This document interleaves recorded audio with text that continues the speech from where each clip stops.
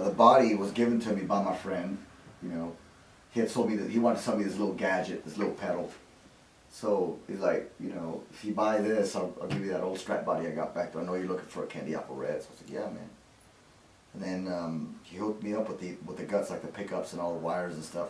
Came off a 54 reissue Stratocaster, and the pick guard, and then the knobs. I told him I want to be specific. There's a period in Jimi Hendrix's early career where he had a candy apple red maple neck like this, with the black knobs and shit.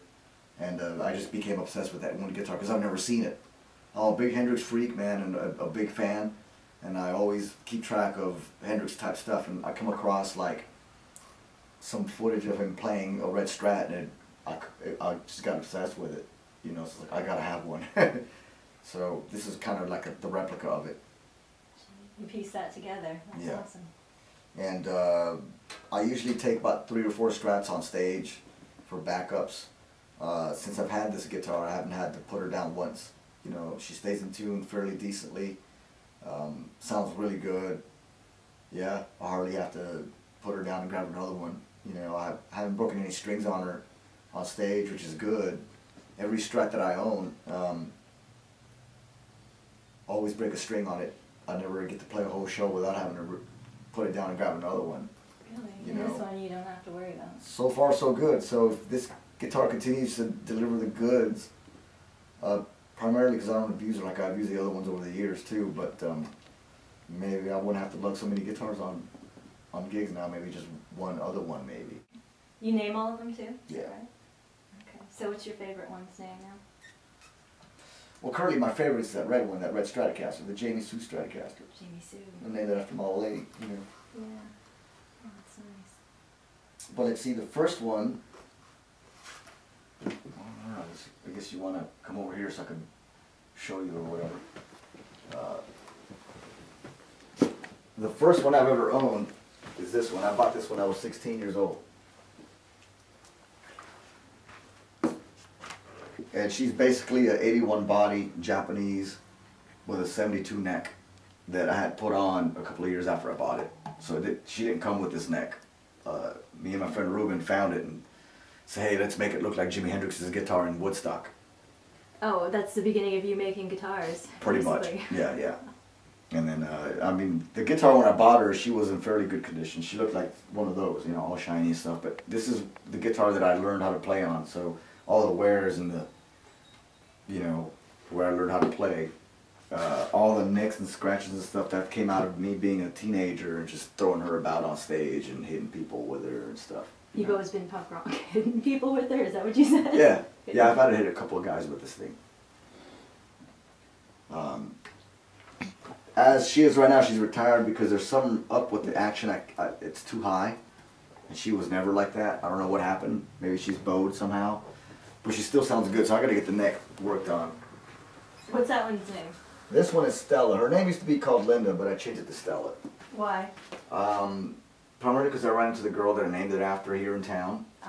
and she didn't remember me, so. She wasn't worthy, yeah. So I went home and scripted the name off, and Yeah. I named her after my mom. Oh.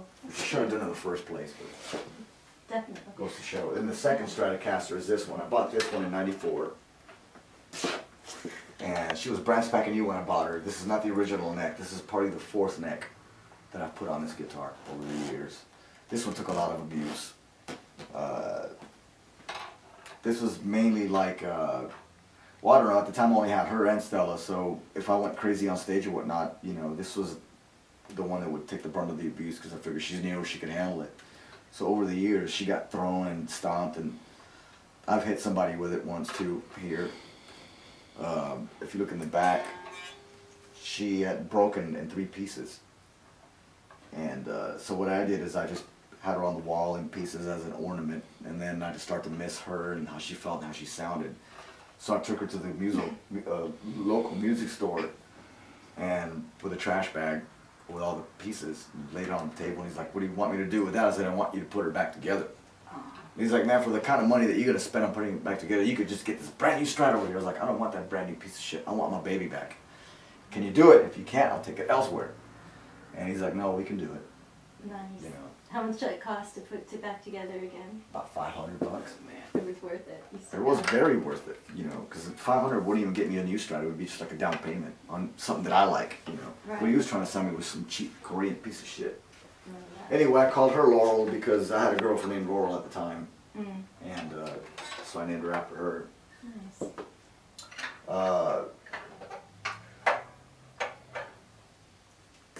Now when I moved to Austin, I only had those two. I'm trying to remember which was the next one that I bought after. I'm trying to remember. I know I bought a couple of guitars here in town that are no longer with us. They're toast, and one was stolen, and the other one got lost. Mm. The next one I could think of in order is this one, the black one. I call her Claire, just because she looks like a Claire to me. Oh, not after a girl? Of course, they're all named after girls, yeah. This one, she came as is, just the way she is. I just wrote all this stuff behind her. The neck took a lot of abuse, mainly on tour, and the only way I could get her to work was some duct tape, some gum, and some super glue, and some flamage. My friend Jay tried to fix it up for me, and he couldn't find like a chunk of wood that was missing on here. That's why I put the tape on here, because there's a big chunk of wood missing. But somehow the way this is set up, it affected the tone in a positive way, because now it has this incredible sustain. Really? Problem right now is that I gotta get her set up properly, because the strings are not aligned properly somehow. Maybe it's the neck with all the abuse. Maybe I gotta get another neck for it. I don't know. And this one is currently retired until I get her fixed too. Okay. So a lot of these guitars are not functional at the moment, but they did put in their time. And you're going to take care of them later on? Yeah, little by little, you know. Yeah. Then I bought one just like this one, Pearl. This is the original. The original I bought brand new at a music store here in town for a clearance for $500 cash. And it looked just like this one. Just like it. That one got lost in Dallas somehow. It got left behind, and some guy picked her up and took her. This one, me and my girlfriend found at a pawn shop here in town for about $325. You know, so I named her after the original Pearl. And she's a main backup guitar, and you know, she's a worthy instrument for both studio and live. So you'll probably be hearing her on a couple of tunes when we start recording again.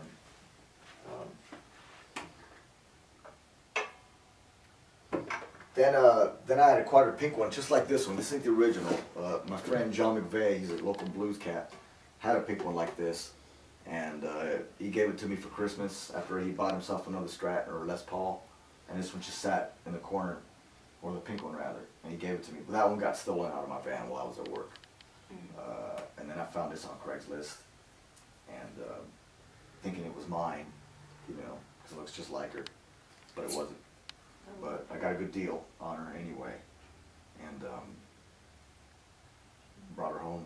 But yeah, she's a good guitar as well. Yeah. What's her name? This one is called Adonna, which is what I named after the original pink one that I had, after my friend Adonna, because she was always very pink looking. She had like a pink complexion. Then I bought this one, brand new. Oops. Well, I guess she doesn't want to come out. Basically, I bought these two blue ones brand new. That one I bought at a music store, and this one I bought on Craigslist. But she needs a lot of work. The neck is bowed, which is probably why I got it for so cheap. You know. Oh, so they're fixer. You're going to fix them up. Yeah. That's pretty much the gist of it, you know. And then like the current is that red one, that candy apple red that I was talking about. So you're a Fender dude. Pretty much. Yeah. Gibson's, I have a Gibson SG, but she needs a lot of work. And I want to get a Les Paul, but those things are just too goddamn expensive. You know, what I spent on these 3 Marshall stacks, I could have bought a really nice Les Paul. But, you know, I'd rather have the Marshalls first, then I'll get the Les Paul. Yeah. Fender's most important. Yeah. Yeah.